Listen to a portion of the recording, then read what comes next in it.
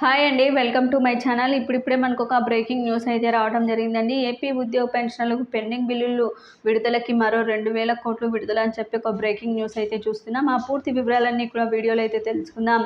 మీరైతే వీడియోని ఎక్కడా కూడా స్కిప్ చేయకుండా ఎండ్ వరకు అయితే చూసేయండి. వీడియో నచ్చినట్లయితే తప్పకుండా లైక్ చేయండి, షేర్ చేయండి.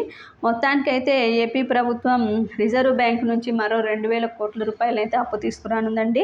11వ తేదీన ఆర్బీఐ నిర్వహించేటువంటి వేలంలో 2,000 కోట్ల అప్పు తీసుకొస్తారు. ఏప్రిల్ నుంచి జూన్ 4వ తేదీ వరకు కూడా జగన్ 25,000 కోట్లు అప్పులు తెచ్చారు. ప్రస్తుత ఆర్థిక సంవత్సరంలో ఏప్రిల్ నుంచి సెప్టెంబర్ వరకు కూడా వాడుకోవడానికి 47,000 కోట్ల అప్పులకి కేంద్రం అనుమతి ఇచ్చింది.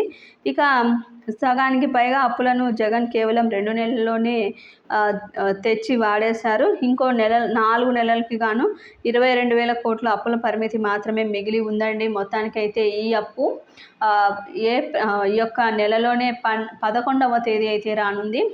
ఇక సీఎంగా చంద్రబాబు గారు 12వ తేదీన అధికారంలోకి వచ్చిన వెంటనే ఉపాధ్యాయులకి, ఉద్యోగులకి పెన్షన్లకు సంబంధించిన కొంతమేర పెండింగ్ బకాయిలు ఒక విడతగా అయితే విడుదల చేయబోతున్నట్టు సమాచారం. మీకు ఈ వీడియో నచ్చినట్లయితే తప్పకుండా లైక్ చేయండి, షేర్ చేయండి. Thank you for watching.